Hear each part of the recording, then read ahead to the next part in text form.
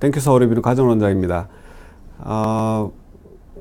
한 달은 안 됐는데 제가 일정을 좀 바꿔서 첫 번째 월요일 이 시간으로 시간을 변경했습니다. 그래서 한 2주 정도밖에 안 지난 것 같고요. 오늘도 갑상선암에 대해서 말씀드릴 텐데, 안녕하세요 별별밤밤님. 지난번에도 오셨던 것 같고 반갑습니다. 오늘 말씀드릴 내용은 이제 제목을 어떻게 잡을까 좀 고민을 했었는데, 작은 갑상선암은 수술하지 않아도 괜찮을까, 혹은 작은 갑상선암을 꼭 수술을 해야 되나, 뭐 여러 가지 이제 생각할 수 있는데, 작은 갑상선암에 대해서는 논란이 많이 있죠. 그 부분에 대해서 이제 과잉 진단, 갑상선암의 과잉 진단에 대해서 말씀을 드리려고 합니다. 그래서 가급적이면 한 20분 정도 강의를 하고 질문을 받는 식으로 할 생각을 갖고 있습니다. 이 내용들은 제가 썼던 책에 나와 있는 내용들이고요. 아직 이 책은 2년 정도 됐는데 아직 그 개념은 뭐 크게 바뀌지 않았고요. 여전히 같은 개념을 가지고 있습니다. 그래서 이 내용들을 바탕으로 말씀드리고, 갑상선암의 과잉 진단에 대해서 이슈가 된 것은 우리나라에서는 2014년 3월 정도입니다. 이때 언론에서 많은 이제 갑상선암이 과잉 진단이 아닌가 이런 내용들이 이제 나왔었는데요. 2000년부터 해서 2010년, 11년까지 발병률, 갑상선암 발병률은 굉장히 높아졌습니다. 10만 명당 7명 정도에서 10배 이상 굉장히 증가했죠. 갑상선암 환자가 증가했는데 갑상선암의 사망률 10만 명당 3명 내지 0.3 내지 0.4명 정도, 굉장히 숫자는 낮고 매년 비슷합니다. 그래서 갑상선암 환자는 굉장히 늘었는데 사망한 환자 숫자는 별로 차이가 없어서 이런 경우에 이 7명일 때에 비해서 10배 이상 환자가 늘어난 부분, 이 부분은 꼭 이 환자들을 진단하고 수술을 했어야 하는가, 그런 이제 생각을 할 수 있는 그런 부분이죠. 그래서 그때 당시에 8분의 의사 선생님들께서 갑상선암을 검진도 못하게 막아야 한다, 국가에서 막아야 한다라고 주장하시면서 인터뷰를 하셨고, 그때 이제 그 반대편에 있는 갑상선암을 치료하시는 선생님들은 갑상선외과, 내분비외과, 저 같은 이제 두경부외과 의사들은 그래도 갑상선암도 암이기 때문에 적극적인 진단과 치료가 필요하다. 진단받은 환자는 아무래도 암이라는 진단을 받았기 때문에 좀 더 이쪽에 생각을 더 많이 갖게 되고, 일반 국민들은 또 약간의 반대쪽에 서 있고, 국가는 좀 더 이제 검진을 막는 쪽으로 입장에 있다고 많은 사람들이 생각을 했었습니다. 그때 당시에 2014년 3월에 인터뷰하고 얼마 안 있어서 이제 SBS TV에서 그래서 제가 인터뷰를 한 적이 있었는데, 그때 이제 인터뷰하러 오셨던 그 의학 전문 기자께서 국가가 갑상선암 진단도 못하게 하려는 움직임이 있는데 갑상선암을 직접 치료하는 의사로서 어디까지 양보할 수 있냐는 이제 그런 질문을 하셨습니다. 그때 제가 말씀드리는 게 3가지였는데, 갑상선암 진단을 못하게 하는 것은 아무리 소수라고 하더라도 일부 환자에서는 심각한 문제를 초래하기 때문에 진단을 못하게 하는 것은 문제가 있다. 그리고 그때 당시에도 5mm 미만의 작은 갑상선 결절은 암이 의심되는 결절은 다른 위험이 없으면 세포검사를 하지 않도록 하는 것이 가이드라인에 있었거든요. 그리고 일본에서 나온 가이드라인에서는 2010년도 가이드라인에서는 갑상선암이 진단되었더라도 1cm 이하의 작은 크기일 경우에는 수술하지 않고 지켜볼 수 있다. 그런 가이드라인 내용이 있었습니다. 그래서 이 3가지를 짚으면서 진단을 못하게 하는 게 아니라 진단하더라도 바로 치료하지 않는 것에 대한 그런 이제 생각이 필요하다라는 말씀을 드린 적이 있습니다. 갑상선암이 이제 얼마나 많이 늘었냐, 우리나라만 그런 거냐, 그런 데이터인데요. 이 논문에서는 이제 그 우리나라 데이터는 빠져 있는 논문이어서 우리나라 자료를 넣으면 이런 그래프 됩니다. 그래서 전 세계적으로 갑상선암 환자 숫자는 늘어났습니다. 늘어났는데 우리나라에서 좀 더 아주 그 그래프가 가파르게 2000년도에 6.9명, 10만 명당 6.9명에서 2010년도에 73명까지 굉장히 가파르게 증가했죠. 이탈리아도 비슷한 식으로 증가했고요. 우리나라 가장 가파르게 증가하긴 했지만 전 세계적으로 갑상선암 환자는 증가되는 추세였습니다. 근데 그래서 이제 이게 필요 없는 괜히 이제 진단을 많이 하게 되는 거라는 그런 이제 주장을 하는 논문에서는 이렇게 이거 미국 데이터인데요. 미국 데이터에서도 갑상선암 환자 숫자가 이때 4점 몇 명에서 15명 가까이 늘었는데 이 늘어난 부분에서 증가된 갑상선암은 증가된 환자의 50% 정도는 1cm 이하의 작은 크기의 암이다. 그래서 전체적으로 약 87%는 2cm 이하 크기로 비교적 작은 크기이기 때문에 진단을 너무 많이 하고 있는 게 아닌가 그런 내용이었고요. 근데 좀 특이한 것은 갑상선암이 이제 크게 네 가지로 나누는데 여기서는 지금 세 가지가 나와 있습니다. 유두암하고 여포암하고 미분암, 이거는 저분암인데요. 이렇게 나눴을 때 특이하게 유두암 환자 숫자만 증가했거든요. 이것은 좀 특이하다고 생각합니다. 저는 만약에 과잉 진단을 했다고 하면 다른 암들도 같이 어느 정도 증가하는 게 맞지 않을까 싶은데 유두암만 증가했다는 건 조금 특이하고요. 또 반대쪽에 서서 이제 얘기하시는 분들은 작은 암뿐만 아니라 큰 암도 증가하고 있다. 이거는 1cm, 잘 보이지 않지만 1cm 미만의 크기와 1cm에서 2.9cm 이렇게 급격하게 증가했고요. 근데 3cm 이상, 4cm 이상인데 이 크기가 큰 암들도 연도가 이렇게 최근일수록 증가하는 추세였거든요. 그래서 이게 꼭 과잉 진단, 검사를 많이 했기 때문에 진단 환자가 늘어나는 것만은 아니다. 그런 데이터이고요. 그런 것도 관련되는 데이터로 우리나라 이제 자료인데 우리나라의 중앙암등록본부의 통계 자료입니다. 여기서 보면 2001년도에 소아 및 청소년 갑상선암 19세 이하에서 갑상선암 환자 숫자가 91명에서 2010년에 209명. 이걸 이제 10만 명당 발생 환자 숫자로 계산했을 때도 약 10년 사이에 2.5배 정도 증가했거든요. 그래서 요 19세 이하의 소아청소년 갑상선암은 검진을 하지 않는 연령이기 때문에 이 연령대에서 갑상선암이 증가한 것은 꼭 과잉 진단으로 볼 수 없는 정말 갑상선암 환자가 늘지 않았을까 하는 그런 데이터입니다. 그런 걸 또 다른 방식으로 분석을 해보면 2002년도에는 소아청소년 암 환자 전체가 약 1,600명에서 1,700명 사이가 유지되는데 갑상선암의 비율이 4.9%였다가 2010년은 10.2%거든요. 그러니까 전체 소아청소년 암의 환자 숫자는 전체가 일정하게 비슷한데 비율은 2배 이상 증가했기 때문에 갑상선암 자체가 증가했다라고 볼 수 있는 거고, 삼성서울병원 데이터를 보면 소아청소년 갑상선암 환자들은 이게 종양이 만져져서, 그러니까 초음파 검사를 했던 환자들도 있고 다른 질환을 치료하면서 검사를 했기 때문에 진단되는 환자들도 있지만 약 70% 환자는 종양이 만져져서 진단을 하게 된 것이거든요. 그래서 갑상선암 환자가 늘게 된 가장 중요한 원인은 건강검진을 많이 했기 때문이기도 하지만 실제로 갑상선암이 늘고 있다라는 그런 데이터도 있는 것입니다.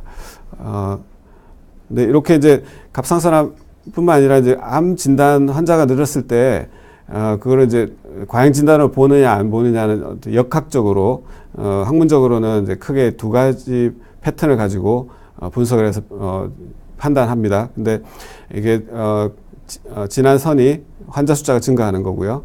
환자 숫자가 증가하는데 증가하는 그 그래프와 비슷하게 사망 환자 숫자도 비슷하게 늘면 이 경우에는 정말 암 환자가 늘었구나 그렇게 판단을 하고요. 환자 숫자는 느는데 사망 환자 숫자는 별로 차이가 없다. 이런 경우에 과잉 진단 의심하게 하는 그래프입니다. 제일 처음에 제가 보여드렸던 그 그래프와 유사하죠. 그래서 과잉 진단에 대해서 이제 의심을 할 수 있는 그런 패턴인 거죠. 근데 이 과잉 진단 이슈가 있는 것은 갑상선암뿐만이 아닙니다. 갑상선암이 대표적이긴 한데 악성 흑색종 멜라노마라고 하는데요. 이 경우에도 똑같이 사망 환자 숫자에 비해서 비슷한데 새로 진단된 환자 숫자는 굉장히 많이 증가하고 신장암도 마찬가지고요. 전립선암도 한때 그 혈액 검사 수치 PSA라는 수치를 검사를 열심히 하다 보니 굉장히 환자가 늘다가 이 과잉 진단 이슈가 생겨서 급격하게 이제 환자 숫자가 줄어들었던 적이 있죠. 유방암도 마찬가지로 환자는 많이 늘었지만 이 사망 환자 숫자는 비슷하거나 전립선암과 유방암은 어느 시점을 기준으로 오히려 사망 환자 숫자는 줄어드는 양상을 보입니다. 이것은 이제 조기 진단과 거기다 이제 치료 기법, 어떤 약물 치료 이런 것들이 많이 바뀌면서 발달하면서 사망률이 감소해서 이런 그래프를 보이긴 합니다. 그렇지만 여전히 아까 앞에 방금 말씀드렸던 이런 패턴이기 때문에 과잉 진단에 대한 논란이 있습니다. 근데 그 암인데 과잉 진단이 과연 있을 수 있냐? 암은 사망을 초래할 수 있는데 어떻게 과잉 진단을 얘기할 수 있는가 하는 내용을 잠깐 설명드리면, 일반적으로 이제 환자분들이 인식하는 암의 성장에 대한 개념은 암이 빨리 진행한 암과 천천히 진행한 암 두 가지로 크게 나눌 수 있겠죠. 그래서 어떤 암은 굉장히 빨리 진행해서 어떤 발생하는 시점인데 어떤 발견하는 시점을 기준으로 증상도 빨리 생기고 사망도 빨리 하는.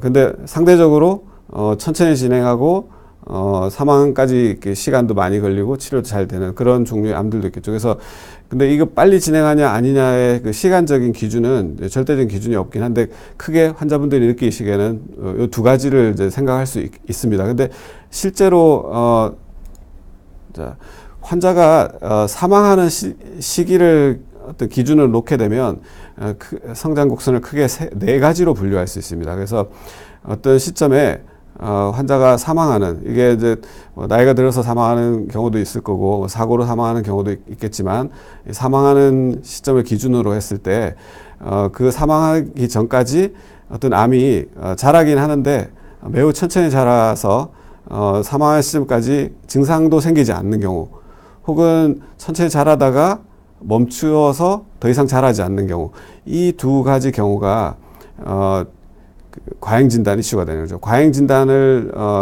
정의를 하면 진단하지 않았어도 문제가 되지 않을 어떤 질병을 진단하는 것을 과잉 진단이라고 하거든요. 그래서 요 두 가지 암은 진단할 필요가 없는 암을 진단하게 된 거이죠. 근데 실제로 어떤 암이 있을 때 빨리 진행하는 암인지 천천히 진행하는 암인지 매우 천천히 진행하는 암인지 어느 시점 이후로 더 이상 진행하지 않는 암인지를 알 수 있는 방법은 어떤 시점의 기준은 없죠. 그래서 건강검진으로 암을 발견하는 시기를 요 위치라고 하면, 예를 들어서 이제 빨리 진행하는 암은 건강검진으로 발견하기 전에 이미 증상이 나타나거나 사망하게 되는 암을 굉장히 빨리 자라는 암이라고 할 수 있는데, 건강검진으로 발견하는 암은 증상이 생기기 전에 검진으로 발견하기 때문에 요 그래프에서 증상이 생기는 요 라인보다 아래쪽에서 발견되죠. 근데 여기서 크기에 발견되는 암들이 장기적으로 천천히 계속 진행해서 사망까지 초래하는 암인지, 나이가 들어서 사망하기 전까지 이 암이 어느 정도 이상 더 이상 빨리 자라지 않아서 증상도 생기지 않는 암인지를 알 수 없기 때문에 문제가 되는 것입니다. 그래서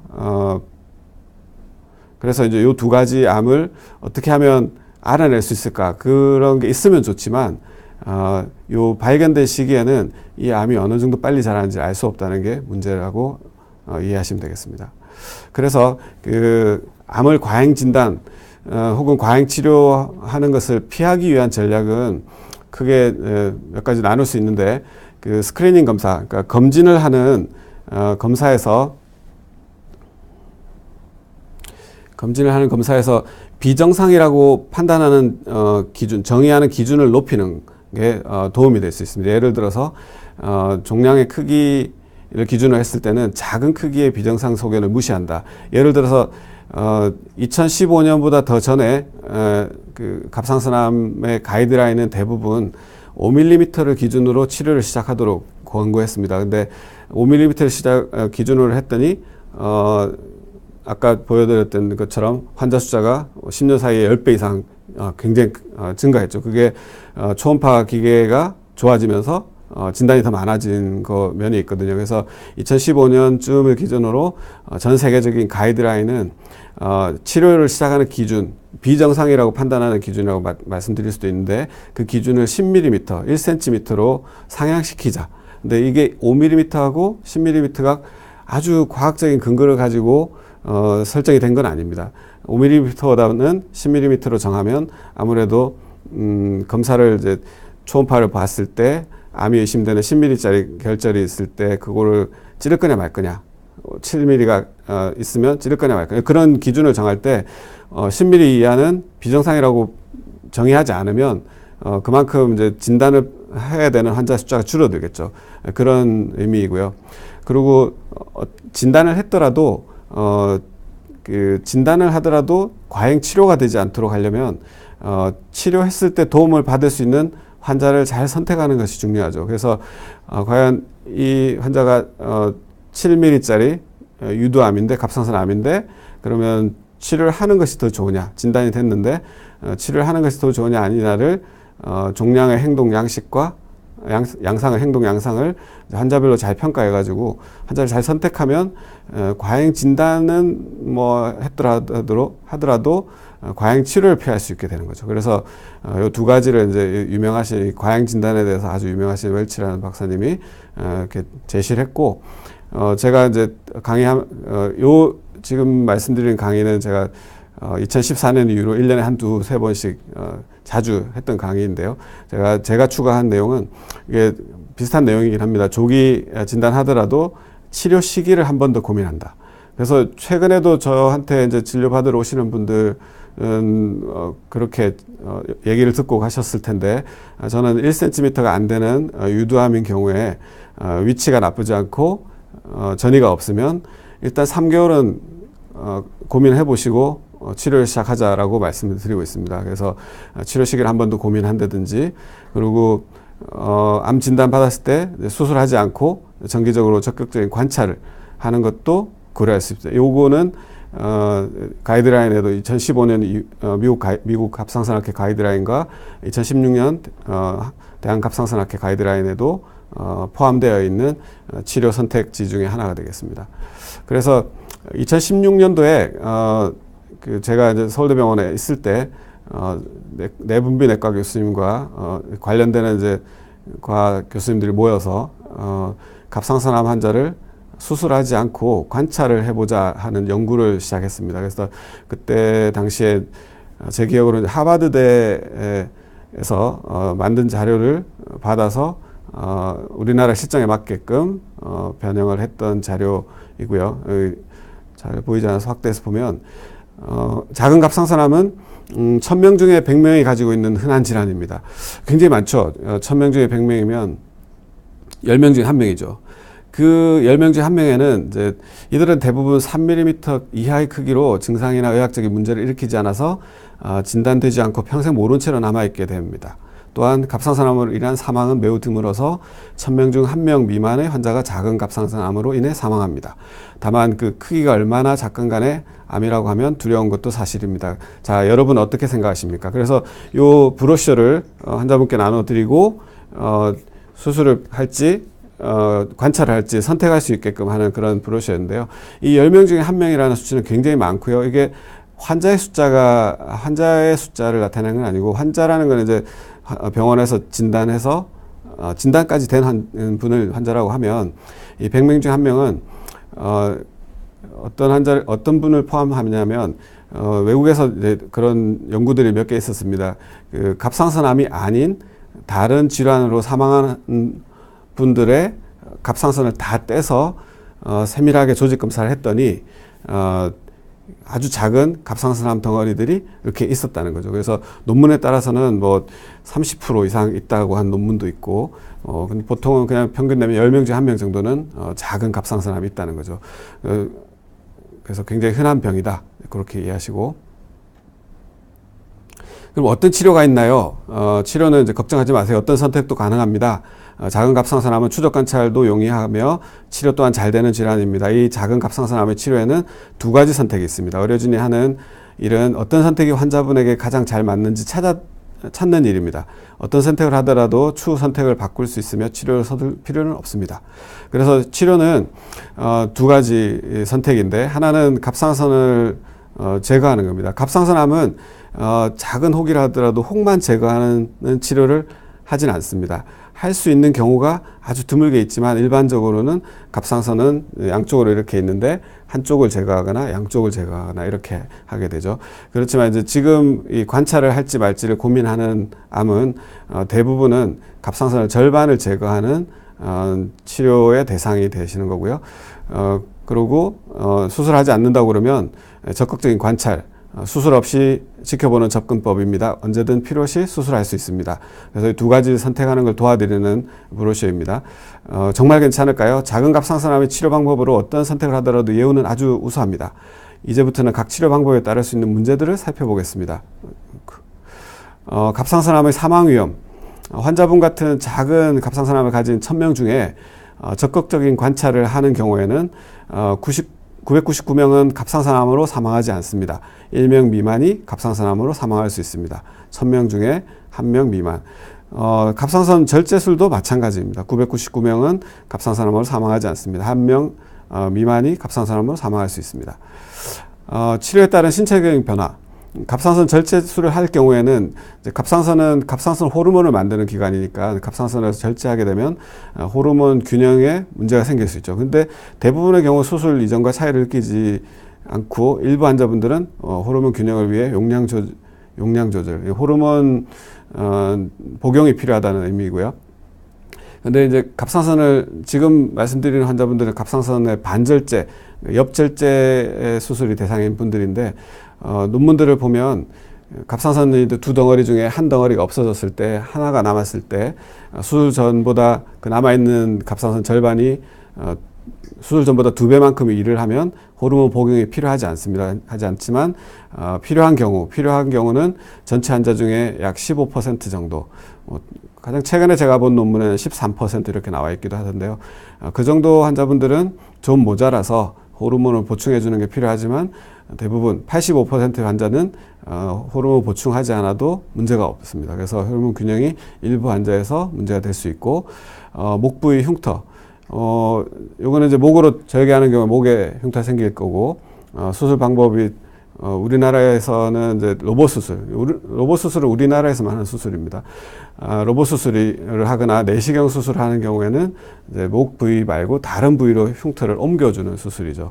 그렇지만 실제 속의 흉터는 다른 수술에 비해서, 아니죠, 바로 열고하는 수술에 비해서 로봇이나 내시경 수술이 훨씬 큽니다. 회복도 오래 걸리고요. 어쨌거나 이제 흉터가 어딘가에 남을 수 있고요. 목소리 변화는 100명 중에 20명은 일시적인 목소리 변화가 발생하며 100명 중 1명은 영구적인 변화를 남깁니다. 예, 그럴 수 있고요. 저칼슘 혈증은 요 브로셔에는 이제 100명 중에 20명은 일시적인 저칼슘 혈증이 발생하며 100명 중 1명은 영구적인 저칼슘 혈증이 남습니다라고 했는데, 반절제인 경우에는 요 저칼슘 혈증이 생기지 않습니다. 요 비율은 전절제인 경우에 그 데이터가 되겠습니다. 그래서 호르몬 균형이 좀 불균형해지는 분이 일부 생기고 어딘가에 흉터는 생길 수 있고, 목소리 변화는 100명 중에 1명 정도는 심각한 변화가 생길 수 있습니다. 적극적인 관찰을 하면 신체적인 변화는 당장에는 없죠. 다만 심리적으로 작은 갑상선암이라도 암을 가지고 있다는 그런 심리적인 불안감은 생길 수 있습니다. 암의 성장과 전이를 보면 갑상선 절제술을 하는 경우에는 일단 우리가 진단한 암에 대해서는 갑상선 속에 있는 암은 제거를 하게 되는 거죠. 제거를 하지만 제거를 한다고 해서 재발을 하지 않는 것은 단정할 수는 없습니다. 갑상선 암의 재발이라는 것은 암이 원래 있던 부위를 벗어나서 전이가 되어 발견했을 때 아주 초기에는 어떠한 검사를 해도 발견할 수 없거든요. 암세포가 암 덩어리가 지름이 1cm가 되려면 암세포 숫자로는 약 10억 개의 세포가 모여야지 1cm가 됩니다. 그래서 이 암세포가 퍼져나가서 하나씩 이렇게 퍼져나갔는데 세포가 하나가 2개 되고 4개 되고 8개 되고 이렇게 해서 계속 커져가지고 뭐 1000개, 10,000개 되더라도 1mm가 채 안 될 거기 때문에 보이지 않거든요. 그런 암세포들이 있어서 장기간에 걸쳐서 계속 크기가 커지면 눈에 띄게 되는, 검사에 보이게 되겠죠. 그런 경우를 재발했다고 하는 건데, 그 작은 암세포가 있는지 없는지를 알 수 있는 방법은 현재까지는 없습니다. 없고 장기간 지켜봤을 때 문제가 없으면 그때도 문제가 없었겠구나 이제 알 수 있는 거고, 중간에 재발이 발견되면 그때 수술을 했을 때 갑상선 속에만 있었던 게 아니라 갑상선 밖에도 이미 암세포가 나와 있었구나, 그때 알게 되는 거죠. 그래서 그런 이제 확률은 요 자료에 의하면 이제 100명 중에 5명이 경부 림프절에 전이로 재발할 수 있으며 이 경우에 추가적인 치료가 필요합니다. 이렇게 되어 있고요.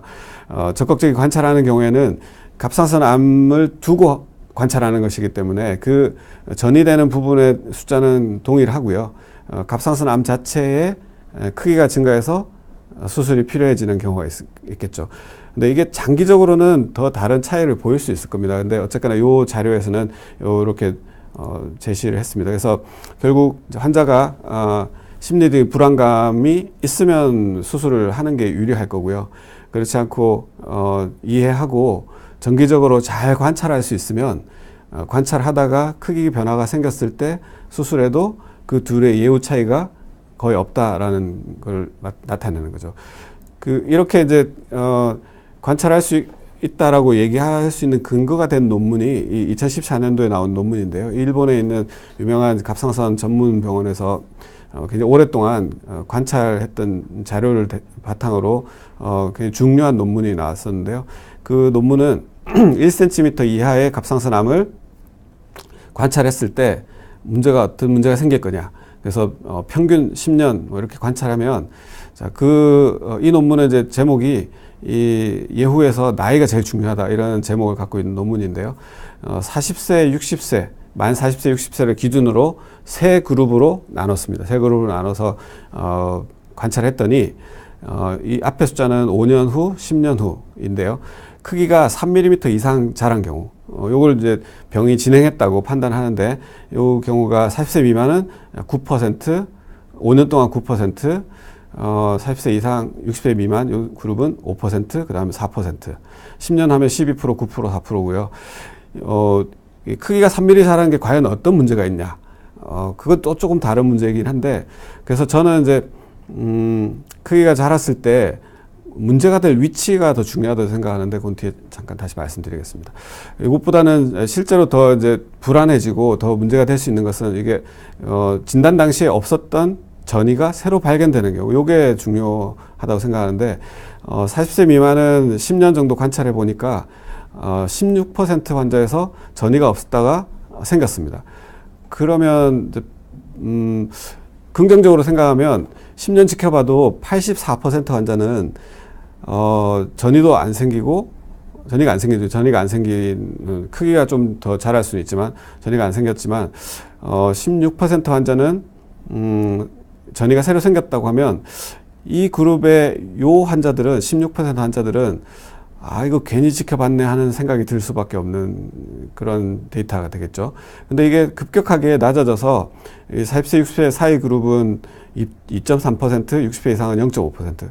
그러니까 같은 크기의 암을 진단했을 때 나이가 젊을수록 진행 속도도 빠른 편이고, 이렇게 전이되는 것도 생길 확률이 높다.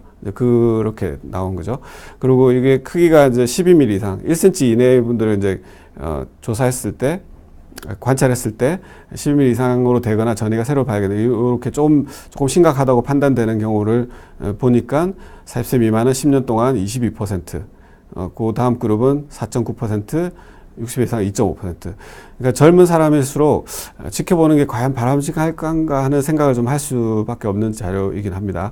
그래서 근데 요 그룹에서 이제 최근에 작년에 좀 다른 각도에서 조금 다른 환자군을 가지고 관찰 연구를 분석을 해서 보여줬는데, 요거는 이제 그래프는 이게 진단된 나이대입니다. 20대, 30대, 40대, 50대이고, 요거는 이제 병이 진행한다는 거의 기준은 아까 앞에 슬라이드처럼 3mm 이상 갑상선 속에 있는 암덩어리가 커지거나 지름이 커지거나 림프절에 임파선에 전이가 생기는 경우, 그 경우를 다 합했을 때 병이 진행한다고 표현했을 때 전체 환자의 몇 %에서 이게 요런 병이 진행하는 거냐, 그거를 이제 진단된 나이를 기준으로 해서 추정을 해서 분석을 한 거죠. 아까 자료는 10년 동안 관찰했을 때 10년 관찰했을 때 갑자기 엄청나게 빨리 자라거나 뭐 역형성 변화를 일으키거나 그런 환자는 없었습니다. 그래서 10년 정도 지켜보는 것은 문제가 없다라는 게 이제 그 중요한 관찰이고, 특히 1cm 이내 크기에서는요. 근데 1cm 이내 크기에서 환자를 지켜봤을 때 20대 암이 진단된 환자는 나이가 80대 될 때까지, 나이가 들면 들수록 초기에 굉장히 많은 비율이 이 병이 진행하는 3mm 이상 커지거나 임파선 전이가 생길 비율이 약 40%에서 나이가 들면 들수록 이제 약간 정체되긴 하는데 80세 될 때까지는 60%까지도 진행한다. 그러니까 병이 진행하지 않고 있을 확률은, 평생 진행하지 않고 있을 확률은 40% 정도인 거죠. 30대도 상당히 높습니다. 그래서 약 40% 가까이 이 병이 진행하는 비율이 나옵니다. 그래서 아까 논문은 요 40세를 기준으로 젊은 사람들은 병이 진행을 빨리빨리 하는 것 같다. 그거를 좀 다른 형식으로 보여준 것이죠. 그래서 작은 갑상선암을 지켜보는 거가 단기적으로 문제가 없지만 장기적으로는 젊을수록 문제가 있을 확률이 높다. 그렇게 판단하실 수 있겠습니다. 그래서 저는 이제 갑상선암 과잉 진단에 대해서 저는 이제 평소에 이런 생각을 갖고 있습니다. 갑상선암을 조기 진단을 그러니까 건강검진에서 갑상선암을 검진하지 않는 것은 저는 그렇게 바람직하지 않다고 생각합니다. 왜냐하면 갑상선암 남들 다 별거 아니라고 그러는데 갑상선암으로 사망하실 수도 있거든요. 1년에 우리나라에서 갑상선암으로 최근에 진단되는 환자들은 약 25,000명 전후인데, 갑상선암으로 사망하시는 분은 약 300명에서 400명 정도 매년 있습니다. 그래서 남들은 별거 아니라고 하는데 그걸로 사망하는 것은 굉장히 억울할 수 있다고 생각하기 때문에 저는 갑상선암을 건강검진에서 검진하는 것은 저는 필요하다고 생각하고 권장하고요. 그렇지만 이제 조기에 진단했다고 해서 모든 환자들이 다 수술을 해야 되냐, 그걸 바로 연결시키지는 말자는 거죠. 그래서 특히 이제 그 앞에도 말씀드렸지만 이 초음파 검사에서 암이 의심되는 결절이 있을 때 수술을 하기 전에 거쳐야 될 검사가 이 세침 흡인 세포 검사인데요. 이 세포 검사를 하는 것 자체도 한 번 더 생각을 하자. 이 결절이 암이라고 나오면 과연 내가 수술을 할 거냐를 한번 생각해보고 세포 검사를 하는 거죠.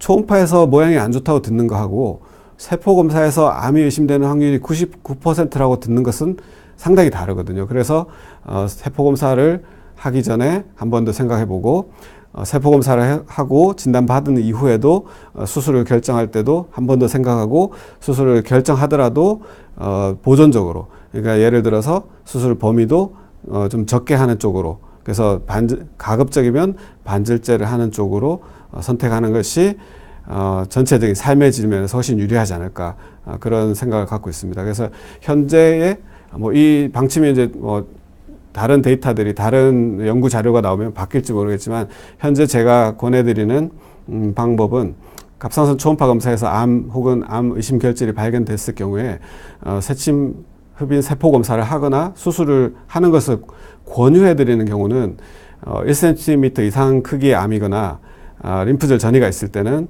저는 수술을 꼭 하는 게 더 좋다고 생각합니다. 수술 자체는 굉장히 어렵게 생각하시지만 수술은 굉장히 간단합니다. 다른 암 치료에 비해서 굉장히 간단하고, 특히 반절제 수술 같은 경우에는 40분, 50분, 입원도 하루밖에 안 하거든요. 아까 여러 가지 불편한 게 생길 수 있다고 하지만 실제로 굉장히 적은 비율이기 때문에 특히 요 범위에 들면 1cm 이상 크기거나 림프절 전이가 있으면은 저는 수술 꼭 하는 걸 권해드리고 있고요.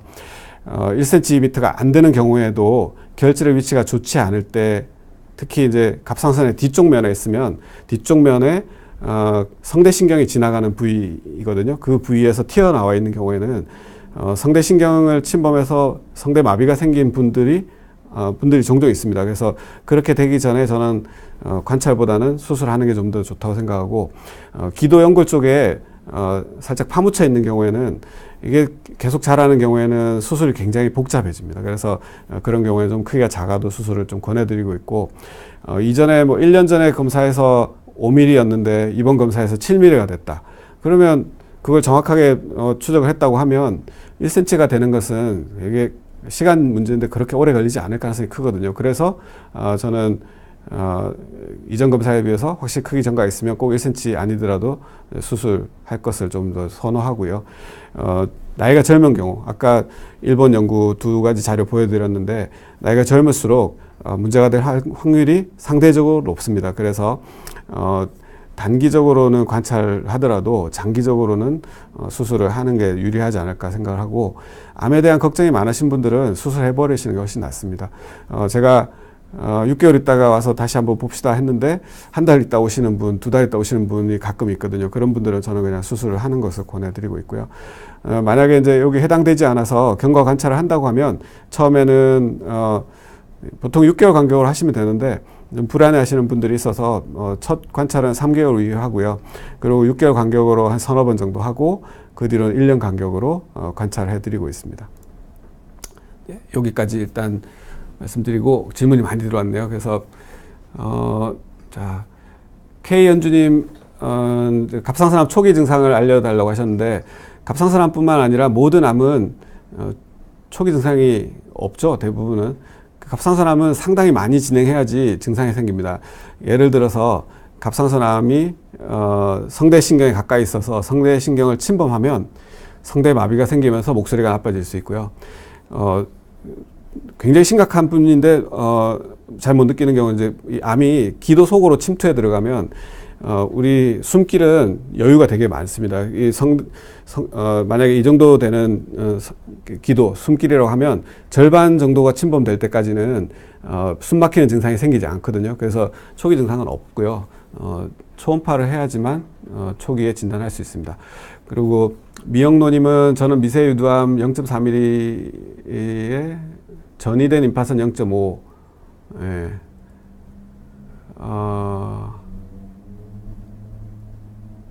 무슨 말씀인지 이해가 잘 안 되는데, 수술을 하셨다는 얘기인가요? 미영노님은 염증 수치가 높고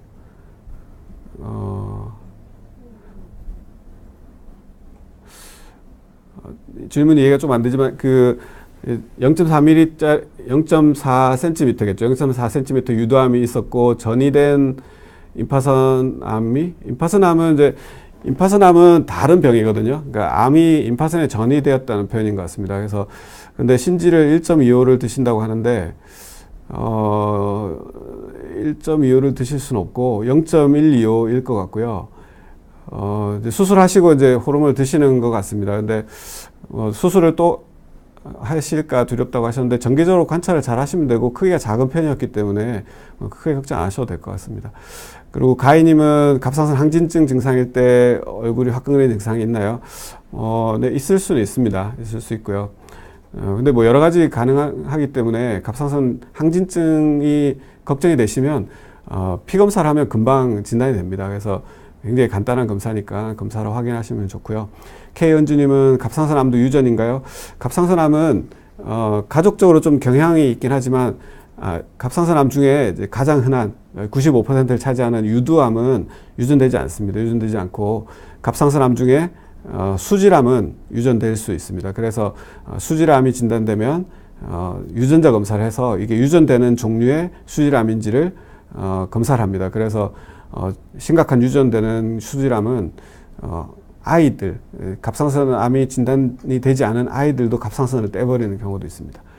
삼매진아님은 갑상선암은 왜 여자가 4배 더 많은 이유가 있나요? 뭔가요? 갑상선암은 젊은 10대, 30대 남자도 많이 걸리나요? 갑상선암은 이제 우리나라 자료로는 40대, 30대, 40대, 50대에서 줄어들기 시작해서 그 부근에 제일 흔하고요. 여자가 4배 더 많은 이유는 잘 모릅니다. 잘 모르고 남자는 이제 여자의 4분의 1 정도 비율로 발생하고 있고요. 10대, 30대가 흔하진 않습니다. 근데 없지는 않고요. 제가 예전에 말씀드린 얘기인데 제가 수술했던 가장 어린 나이의 갑상선암은 만 6세였고요. 최근에도 10세, 11세, 12세 이런 환자들도 꽤 많이 수술을 했습니다. JW님은 초음파 검사로 갑상선 결절이라고 병원에서 말하는데 암이랑 상관이 있나요? 초음파 검사에서 갑상선 결절이라고 하면 갑상선에 뭔가 혹이 있는 것을 얘기하고요. 그 혹은 굉장히 흔합니다. 굉장히 흔하고 혹 중에서 약 5% 정도가 암으로 진단됩니다. 그래서 그 갑상선 결절이 모양을 보고 암이 의심이 얼마나 되는지 어느 정도는 알 수 있고요. 물론 애매한 경우도 있고 그 경우에 이제 크기와 위치와 모양을 봐서 그 다음 단계 검사를 할지 말지 정하게 되고요. 김크리스탈님은 전절제인 경우 신지로이드는 평생 복용해야 하는 것으로 알고 있습니다. 나중에 거동도 안 되고 눈도 잘 안 보이고 나이 들어 혼자 살게 될 경우 신지로이드 못 챙겨 먹을 수 있잖아요. 네, 약을 장기적으로 복용 못할 경우에 죽을 수 있나요? 그렇죠. 장기적으로 복용 못하면 굉장히 힘들 겁니다. 그 갑상선 호르몬은 우리 몸에 그 스트레스를 이겨주는 어떤 에너지를 만들어주는 호르몬이거든요. 그래서 어느 정도 이상 못 드시게 되면 점점 몸이 힘들어져서 어떻게든 챙겨 드실 수밖에 없는 상황이 되고요. 요 걱정을 하시니까 생각난 건데 갑상선 전절제를 이제 전절제보다 반절제를 하는 걸 선호하시는 분 중에 의사 선생님 중에 전절제를 했을 때 우리나라에 전쟁이 나면 신지로이드는 어떻게 공부하냐 그런 얘기를 하신 적이 있습니다. 예. 근데 뭐 그거는 뭐 그렇고요. 그 다음에 네,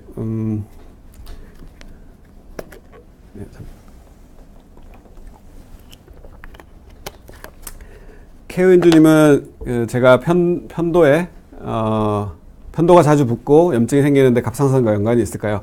연관은 전혀 없습니다. 전혀 없고 편도가 자주 붓는 것은 뭐 편도가 만성 편도염은 바이러스가 원인일 수도 있고 세균이 원인일 수도 있는데 그 편도염 자체가 세균성인 경우에는 편도 속에 공간이 되게 많은데 그 속에 세균이 살아서 그렇거든요. 세균의 집이 되어버린 거죠. 그래서 편도가 자주 붓는 거가 세균성인 게 확인되면 아주 자주 부을 때는 편도를 떼주면 해결이 될 수 있습니다. 근데 그 외에는 수술한다고 다 해결되진 않죠.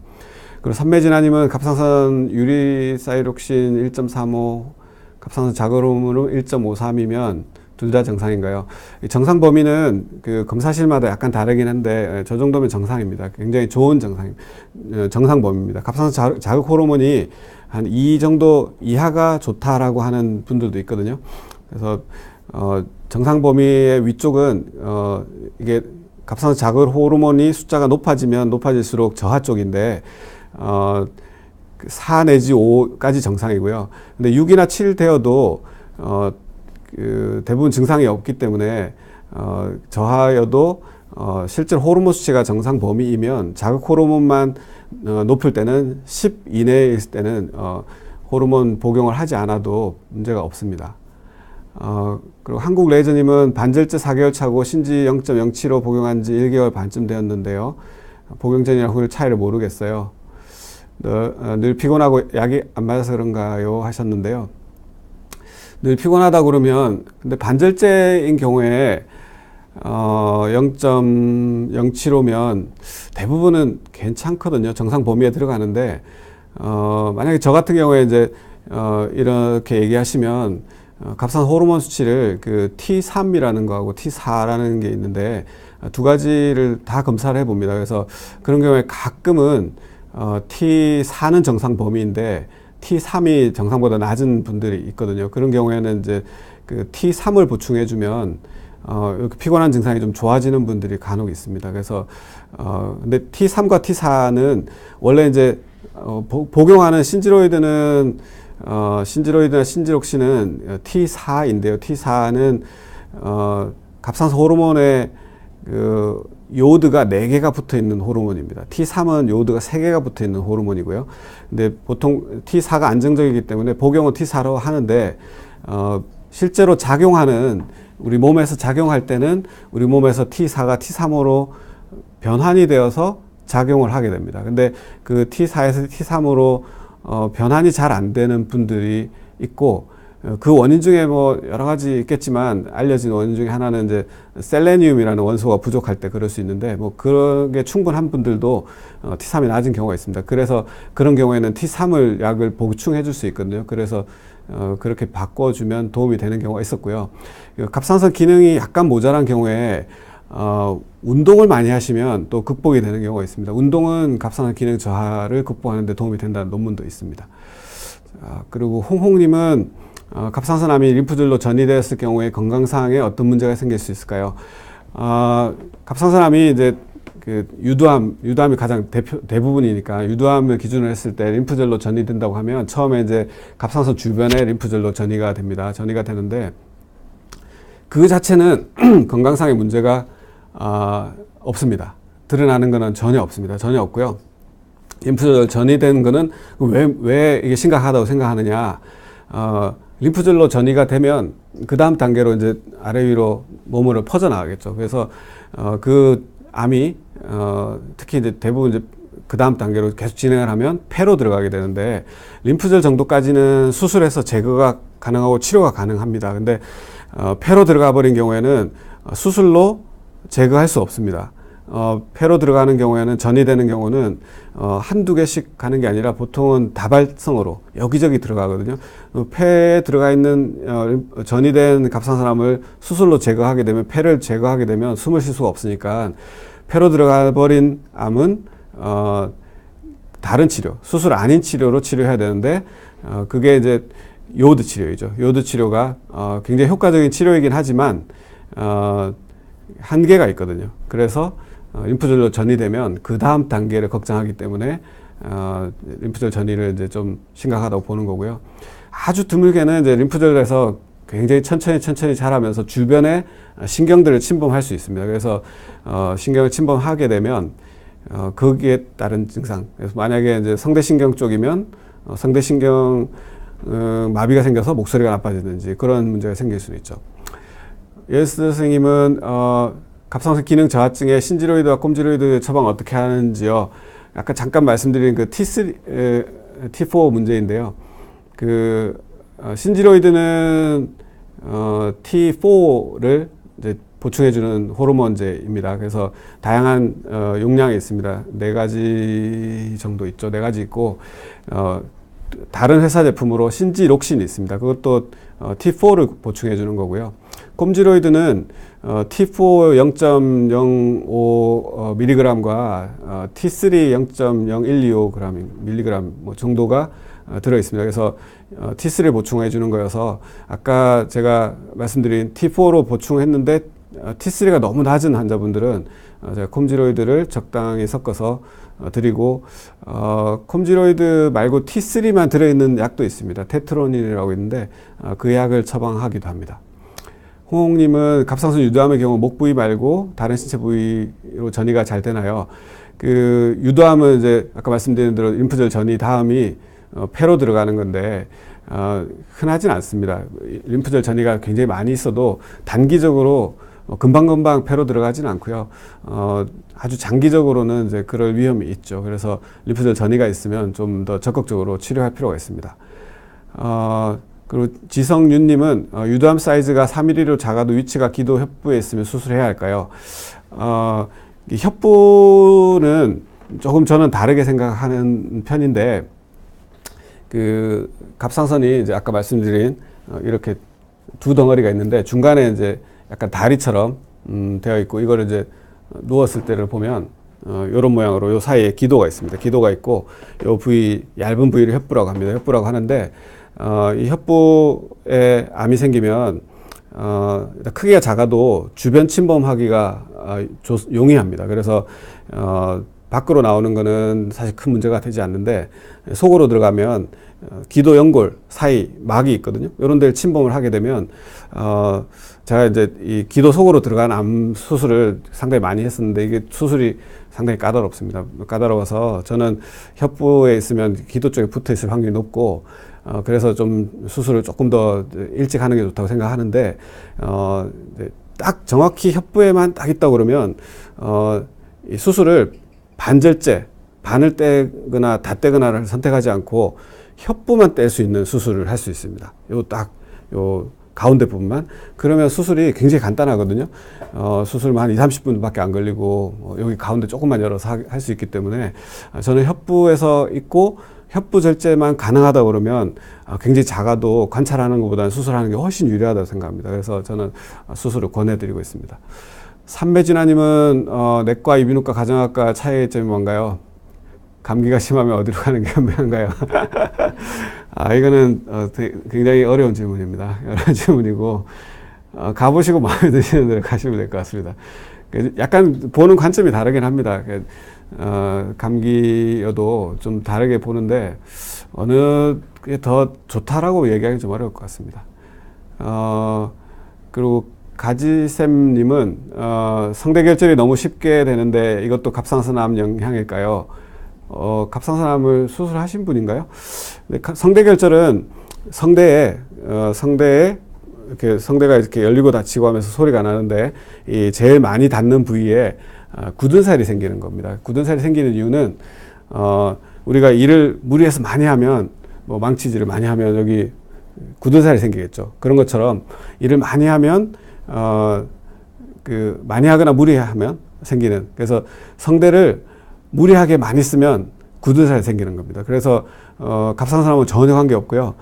성대를 사용하는 방법에 문제가 있는 겁니다. 그래서 성대결절이 생긴 분들은 말을 하는 습관을 바꿔주는 치료를 해야지 해결이 됩니다. 예전에는 성대결절에 수술을 많이 했었거든요. 제가 전공의 할 때 90년대까지만 해도 성대결절을 이렇게 만약에 굳은 살이 생기면 떼냈거든요. 떼냈는데 이게 떼내도 일을 똑같이 계속하면 굳은 살이 또 금방 생기겠죠. 성대결절도 마찬가지입니다. 그래서 성대결절은 수술은 할 수 있긴 하지만 좋은 치료가 아니고 다른 치료, 성대를 잘 사용하는 음성 치료를 해서 호전되지 않는 경우에 아주 제한적으로 성대결절 수술을 하게 됩니다. 그리고 자, 리자네님 오늘도 오셨군요.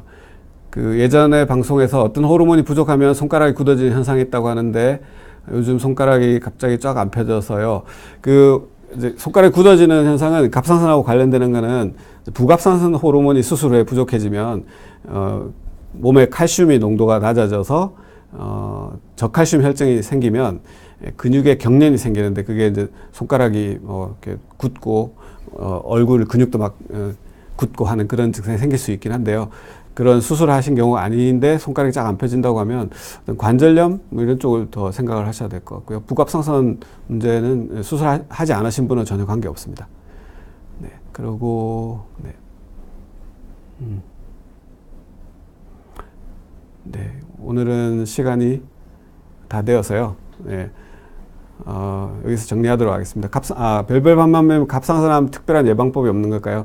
모든 암은 모르겠습니다. 갑상선암은 없습니다. 갑상선암은 예방법은 없고요. 너무 늦게 발견하지 않는 게 좋은데 너무 일찍 발견하는 것도 좀 불편하긴 합니다. 그래서 적절한 시점에 잘 발견하는 게 중요하긴 한데 쉽진 않은 것 같습니다. 마지막으로 한 분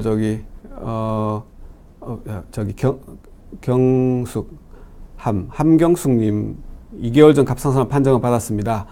수술을 해야 하는데 로봇 수술을 해야 하나 절개 수술을 해야 하나 고민되네요. 로봇 수술의 단점을 알려주세요. 로봇 수술이 처음 도입됐을 때는 굉장히 각광을 받았고요. 미국에서도 FDA에서 로봇 수술을 환자한테 쓸 수 있는 걸로 승인을 했다가 한 2, 3년 만에 로봇 수술을 FDA에서 승인을 취소했습니다. 승인을 취소한 이유에 대해서는 말이 많은데 어쨌거나 이제 로봇 수술은 현재 우리나라에서만 하는 수술이고요. 아주 나이가 젊은 여자분들은 투자를 해볼 수 있는, 투자라는 거는 이제 수술은 갑상선은 여기 있는데 절개 수술을 하면 바로 밑에 한 5cm 정도 열어서 여기만 수술하게 되는 거고요. 로봇 수술이나 내시경 수술은 여기를 가기 위해서 뭐 겨드랑이로 가거나 유방으로 가거나 귀 뒤로 가거나 최근에는 입에서 시작하는데 여기까지 가는 길이 멀기 때문에 흉터의 위치를 옮겨주는 것 외에는 모두 단점입니다. 모두 단점이고 장점은 사실 없습니다. 제가 판단하기 없고 이제 로봇 수술 많이 하시는 선생님들은 10배 확대되는 화면을 봐서 좋다고 하시는데 10배 확대되긴 하는데 수술하는 기구는 굉장히 뭉툭합니다. 앞에 끝이 아무리 뾰족해도 한 2, 3mm 정도 되거든요. 근데 바로 열고 하는 수술은 저는 이제 3배짜리 룻배를 끼고 수술합니다. 3배만큼 확대되지만 사용하는 기구들은 끝이 1mm도 0.5mm도 안 되는 아주 뾰족한 기구를 이용하거든요. 그래서 수술하는 세밀도는 천지 차이가 납니다. 그래서 저는 이제 아주 젊은 여자분, 주름 없는 여자분들은 로봇 수술, 내시경 수술을 투자해볼 만한 가치, 불편함을 감수하고 투자해볼 가치가 있다고 생각하지만 일반적으로는 꼭 필요하지 않다고 생각합니다. 예, 그래서 오늘 참여해주신 여러분께 감사드리고요. 다음에 또 다음 주 예고는 저희가 이제 갑상선암 전문으로 하는 병원을 이제 키워나가고 있기 때문에 이번 달부터 내분비내과 갑상선암으로 석박사 공부까지 하신 내분비내과 선생님을 뽑아서 갑상선암 수술 후 추적 관찰 관리를 내분비내과 선생님이 하시게 될 건데요. 그래서 갑상선암 수술 후 갑상선 기능 관리 추적 관찰에 대해서 다음 달에 같이 나와서 말씀드리겠습니다. 네, 오늘 참여해주신 분들 감사드립니다. 다음에 뵙겠습니다. 안녕히 계세요.